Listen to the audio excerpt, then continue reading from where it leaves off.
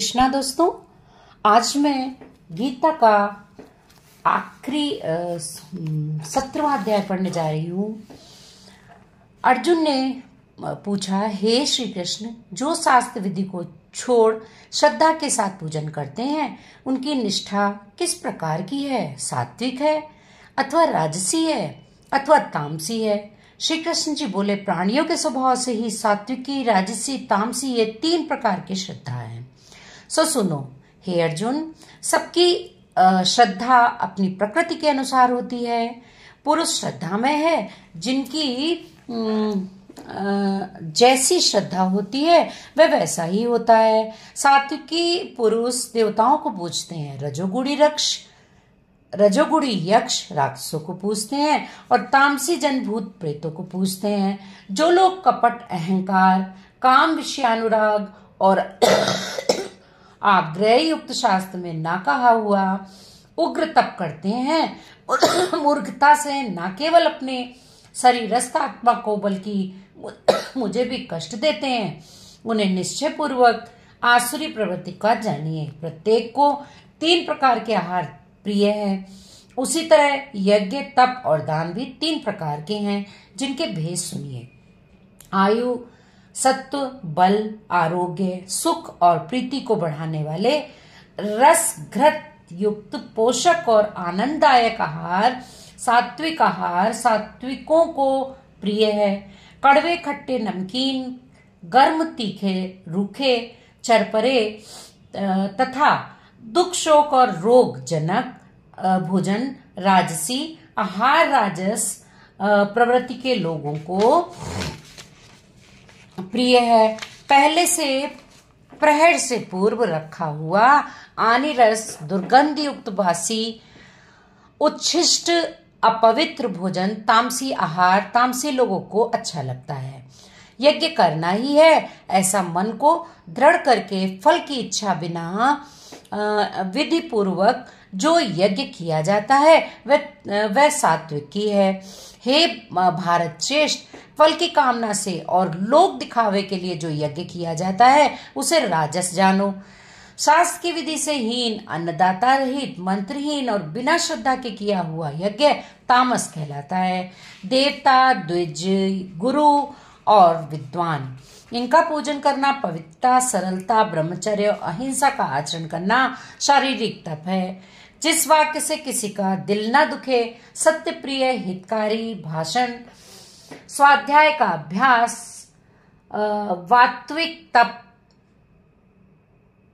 मन की प्रसन्नता, चित्त की शांति, मौन, आत्मनिग्रह और निष्कपट रहना, ये मानसिक तप है। ये तीनों प्रकार का तप यदि श्रद्धा से फल की इच्छा त्याग कर और योग युक्त होकर किया जाए तो सात्विक तप कहलाता है। जो अपना आदर और बड़ाई कराने के लिए दम पूर्वक किया जाता है, ये अनित्य और क्षणिक तप राजस है। जो दुराग्रह से आत्मा को कष्ट देकर या दूसरे के नाश के लिए किया जाए उसे तामस तप कहते हैं। फल की इच्छा त्याग, उत्तम बुद्धि से उत्तम स्थान, देश काल, पात्रता का विचार करके बदले में कोई वस्तु लेने की इच्छा बिना दिया जाता है उसे सात्विकी दान कहते हैं। जो दान प्रत्युपकार अथवा किसी फल की इच्छा से क्लेश पूर्वक दिया जाता है उसे राजस दान कहते हैं। अयोग्य स्थान पर, अयोग्य समय में, अयोग्य पुरुष को असत्कार और निरादर के साथ जो दान दिया जाता है उसे तामस दान कहते हैं। ओम तत्, ओम सत, ये 3 ब्रह्म के नाम हैं। इन्हीं से आदिकाल में ब्राह्मण, यज्ञ और वेद बने हैं। इसी से ज्ञानी पुरुष यज्ञ, दान और तप आदि शास्त्रोक्त क्रियाएं ओमकार उच्चारण के साथ करते हैं। मुमुक्षु जन फल की इच्छा ना करके सत शब्द को उच्चारण कर यज्ञ, तप और दान करते हैं। हे अर्जुन, सत शब्द का उच्चारण सद्भाव और साधुभाव, व्यवहारिक कर्म में भी सद शब्द का उच्चारण करते हैं। यज्ञ तप और दान में जो निष्ठा है और ईश्वर प्राप्ति अर्थ जो कर्म है यह भी सत्य कहते हैं। हे पार्थ, श्रद्धा से रहित दान तप और अन्य कर्म जो किए जाते हैं वे असत कहते हैं। वह ना इस लोक में और ना ही परलोक में हितकारी हैं। इति सुपनिषत्सु ब्रह्म विद्या योग शास्त्रे श्री कृष्ण अर्जुन संवादे त्रिविध योगो श्रद्धा नाम सप्तति अध्याय समाप्त। बोलो कृष्ण भगवान की जय। 17वें अध्याय का महात्म्य।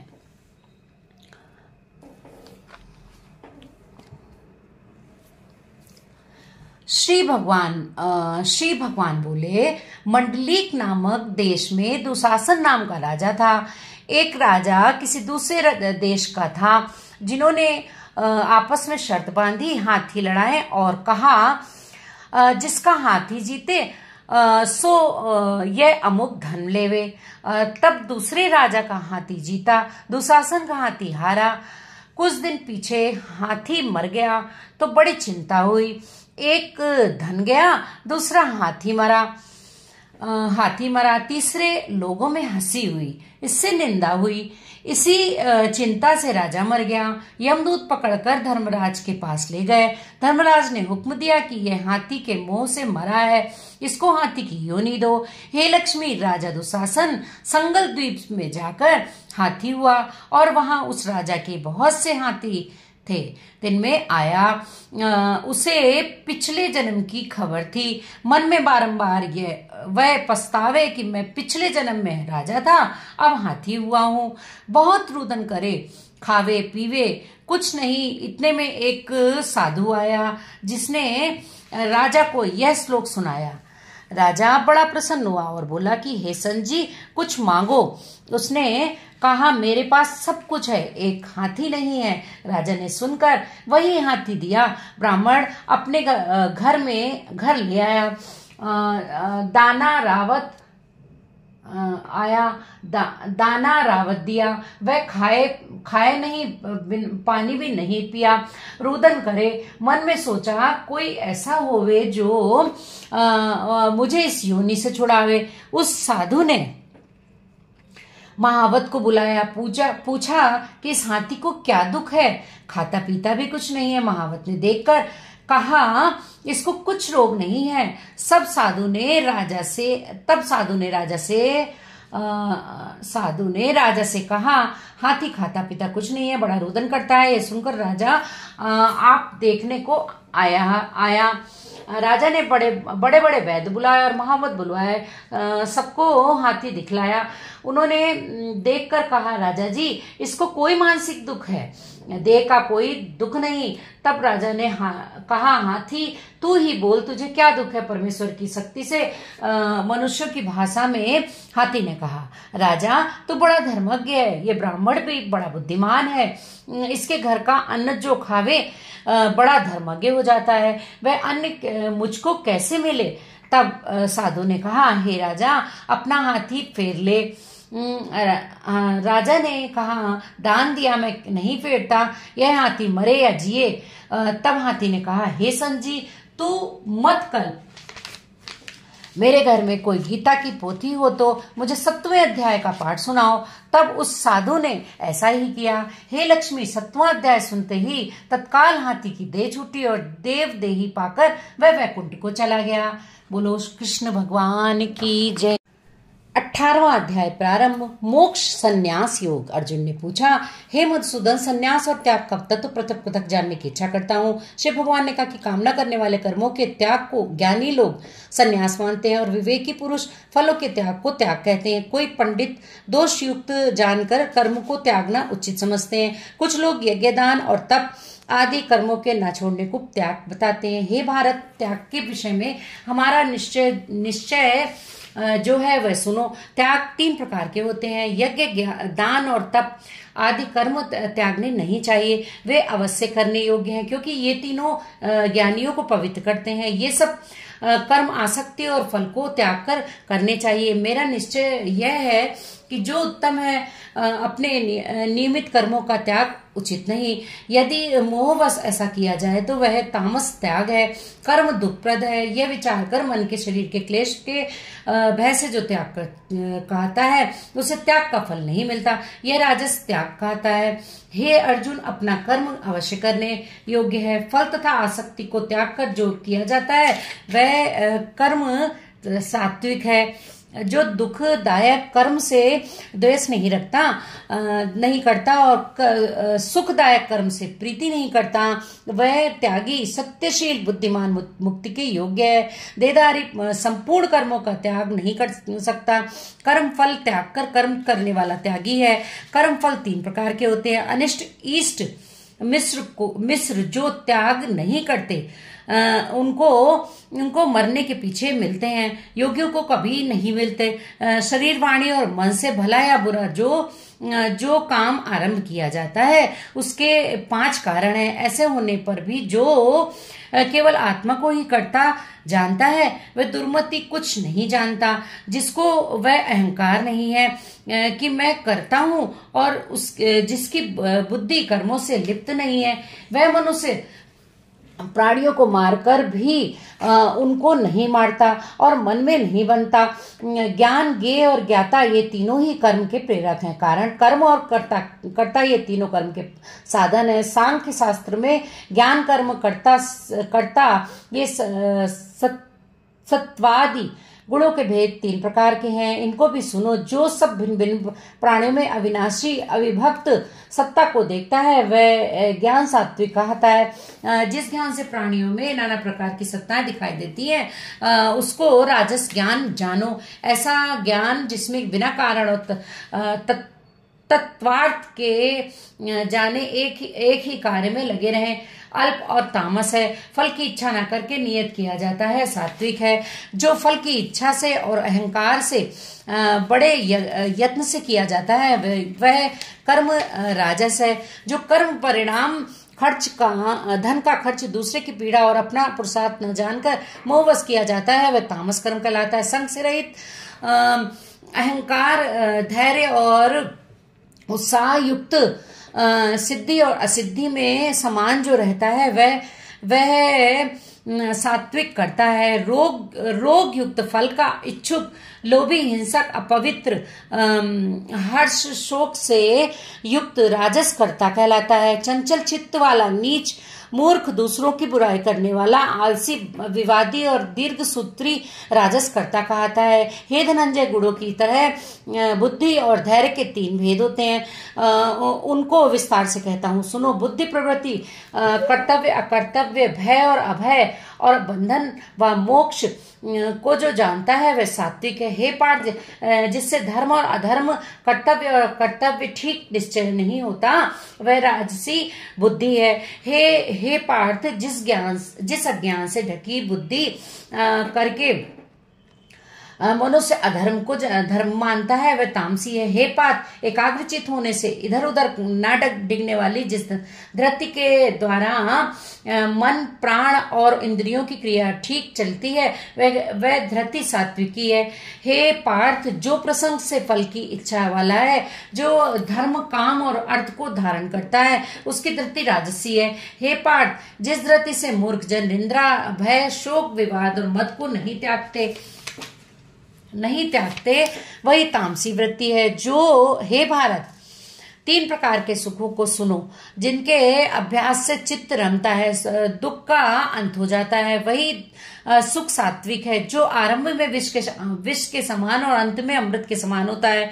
जो सुख आरंभ में अमृत तुल्य और अंत में विष के सदृश विषयों और इंद्रियों के संयोग से होता है उसे राजस कहते हैं। जो सुख आदि और अंत दोनों में मनुष्य को मुंह में फंसाता है और जो नींद, आलस और प्रमाद से उत्पन्न होता है वही तामस है। प्रकृति के इन 3 गुणों के से अलग कोई वस्तु आकाश, पाताल, देवलोक में नहीं है। हे परंतप, ब्राह्मण, क्षत्रिय, वैश्य और शूद्रों के कर्म स्वाभाविक गुणों से बटे हुए हैं। सम, दम, पवित्रता, क्षमा, क्षमा, नम्रता, ज्ञान, अनुभव और परलोक में श्रद्धा ये ब्राह्मण के स्वाभाविक सिद्ध कर्म है। बहादुरी, तेजस्विता, धैर्य, चतुराई, युद्ध में स्थिरता, उदारता और प्रभुता ये क्षत्रियों के स्वाभाविक कर्म है। खेती, गौ रक्षा, व्यापार वैश्यों के स्वाभाविक कर्म है। तीनों वर्णों की सेवा शूद्र के स्वाभाविक कर्म है। जो लोग अपनी अपनी प्रवृत्तियों के अनुसार कर्म करते हैं उनको सिद्धि प्राप्ति होती है। वह सुनो जिसमें सब प्राणियों की प्रवृत्ति हुई है, जिसने सब जगत का विस्तार किया है, उस ईश्वर को अपने कर्मों के द्वारा आराधना करके मनुष्य सिद्धि को पाता है। दूसरे उत्तम धर्म से अपना धर्म ही श्रेष्ठ है। स्वाभाविक कर्म करने से पाप नहीं लगता। हे कौन्तेय, दोष युक्त भी स्वाभाविक धर्म का त्याग ना करें। सिद्धि को पाता है, जिस प्रकार के ब्रह्म को प्राप्त होता है सो मुझसे सुनो। वही इस ज्ञान को परानिष्ठा है। शुद्ध बुद्धि से युक्त होकर धरती द्वारा मन को वश में लाकर शब्दादि विषयों को छोड़कर राग द्वेष से रहित होकर एकांत में रहने वाला, मिताहारी, वाणी और मन को जीतने वाला, नित्य ध्यान युक्त और वैज्ञान्य, वैराग्यवान, अहंकार, बल, काम, क्रोध व परिग्रह छोड़कर ममताहीन और शांत मनुष्य ब्रह्म भाव के योग्य होता है। ब्रह्म को प्राप्त हुआ पुरुष प्रसन्नचित्त होकर मन शोक व अभिलाषा को नहीं करता और वह जीव मात्र समदर्शी होकर मुझ में परम भक्ति पाता है। इस प्रकार ज्ञानी मुझ में निवास करने वाला सदैव सब कर्मों को भी करता हुआ ऐसे इस अनुग्रह से अविनाशी सनातन मोक्ष पद को प्राप्त होता है। वैसा ही ठीक जानता है। तदंतर तत्व से मुझको जानकर फिर मुझ में ही प्रवेश करता है। सावधानी से अपना मन मुझ में स्थिर कर और सब कर्मों को मुझ में ही अर्पण कर बुद्धि योग के आश्रय से निरंतर अपने चित्त को मुझ में लगा दे। मेरे में चित्त लगाकर मेरी कृपा से सब दुर्गम कष्टों से तर जाओगे। यदि अहंकार से मेरी बात सुनोगे तो नष्ट हो जाओगे। यदि अहंकार का आश्रय लेकर युद्ध नहीं करूंगा ऐसा मानते हो तो तुम्हारा निश्चय झूठा है, क्योंकि स्वभाव यानी कि क्षत्रिय भाव तुम्हें युद्ध में लगावेगा। हे कौन्तेय, जिस कर्म को अब तू मोह यानी कि ज्ञानवश से करना नहीं चाहता वही अपने स्वाभाविक कर्म में बंधा हुआ होकर बेबस करेगा। हे अर्जुन, प्राणियों के हृदय में स्थिर ईश्वर उनको माया से इस प्रकार भरमा रहा है मानो सब यंत्र पर चढ़े हैं। हे भारत, सब भावों से उसी की कृपा से परम शांति और मुक्ति को पाओगे। यह गूढ़ से गूढ़ ज्ञान मैंने तुम्हें कहा है, इसे भली भांति विचार कर जैसे चाहते हो वैसा करो। सबसे गूढ़ वचन को और सुन, क्योंकि तू मेरा परम मित्र है। इससे तेरे हित की बात कहूंगा। मेरे में मन लगाओ, मेरे भक्त हो, मेरा यज्ञ करो और मुझे ही नमस्कार करो। इस प्रकार मुझे पालोगे, यह मैं नित्य सत्य प्रतिज्ञा करता हूँ, क्योंकि तुम मेरे मित्र हो। सब धर्मों को छोड़कर केवल मेरी शरण में आओ, मैं तुम्हें सब पापों से छुड़ा दूंगा। सोच ना करो, यह मेरा रहस्य। ऐसे पुरुष से जो मेरा तप ना करता हो, मेरा भक्त ना हो, सेवक ना हो और धर्म निंदक हो, कभी ना कहना चाहिए। जो इस परम गुप्त ज्ञान को मेरे भक्तों में प्रकट करेगा वह मेरी परम भक्ति को पाकर अंत में निश्चय ही मुझ में लीन हो जाएगा। इससे अधिक मेरे लिए प्यारा काम करने वाला मनुष्यों में दूसरा कोई नहीं होगा और उससे बढ़कर मुझे कोई प्यारा भी नहीं होगा। हमारे इस धर्म संवाद को जो कोई पढ़ेगा मैं समझूंगा कि उसने ज्ञान यज्ञ से मेरी पूजा की। जो श्रद्धावान पुरुष दोष ढूंढे बिना इसको सुनेगा वह भी मुक्त होकर पुण्यात्माओं को मिलने वाले शुभ लोकों को प्राप्त होगा। हे पार्थ, तुमने एकाग्र चित्त से इस मेरे कहे हुए उपदेश को सुना या नहीं? अर्जुन, तुम्हारा अज्ञान से उत्पन्न हुआ मोह नष्ट हो गया या नहीं? अर्जुन ने कहा, हे भगवान, आपकी कृपा से मेरा मोह नष्ट हो गया है और स्मृति प्राप्त हुई, निसंदेह आपकी आज्ञा में स्थित हूँ और जैसा आपने कहा है मैं वैसा ही करूंगा। संजय कहते हैं कि हे धृतराष्ट्र, मैंने व्यास जी की कृपा से साक्षात योगेश्वर श्री कृष्ण जी की मुख से इस परम गुह संवाद को सुना। हे राजन, श्री कृष्ण और अर्जुन के अद्भुत पुण्य कारक संवाद को स्मरण करके मैं बारंबार प्रसन्न होता हूँ। श्री कृष्ण भगवान के इस अद्भुत रूप को स्मरण करके मुझे बड़ा ही विस्मय हो रहा है। राजन, मेरी ऐसी धारणा है कि यहाँ योगेश्वर श्री कृष्ण जी हैं और जहाँ पार्थ नौजारी हैं वही राजलक्ष्मी, विजय, ऐश्वर्य और अटल नीति है। इति सुपनिषदसु ब्रह्म विद्या योग शास्त्रे श्री कृष्ण अर्जुन संवादे संन्यास योगो नाम अष्टदशो अध्याय समाप्त। इस प्रकार 18वें अध्याय का महात्म्य। श्री नारायण जी बोले, हे लक्ष्मी, 18वें अध्याय का महात्म्य सुनो। एक समय सुमेरु पर्वत पर देवलोक में इंद्र अपनी सभा लगाए बैठा था। उर्वशी नृत्य करती थी, बड़ी प्रसन्नता में बैठे थे। इतने में एक चतुर्भुज रूप व्यक्ति को पार्षद ले गए। इंद्र से सब देवताओं के सामने कहा, तू उठ, इसको बैठने दे। यह सुनकर इंद्र सह न सका, तेजस्वी को बैठा दिया। इंद्र ने अपने गुरु बृहस्पति जी से पूछा कि गुरु जी, आप त्रिकालदर्शी हो, देखो इसने कौन सा पुण्य किया है जिस पर यह इंद्रासन का अधिकारी हुआ है। मेरे जाने इसने तीर्थ, व्रत, यज्ञ, दान कोई नहीं किया है। सोई बात बृहस्पति जी ने भगवान से कही है। जब प्रभु ने बृहस्पति जी से कहा कि इसके मन में भोगों की वासना थी, परंतु यह गीता के 18वें अध्याय का नित्य पाठ करता है, उससे जब इसने दे छोड़ी तब मैंने आज्ञा करी कि पार्षदों, तुम इसको पहले ले जाकर इंद्रलोक के सुख भोगो। जब इसका मनोरथ पूरा हो जाए तब मेरी सायुज्य मुक्ति को पहुंचाओ। सो तुम जाकर भोगों की सामग्री इकट्ठी कर देवो।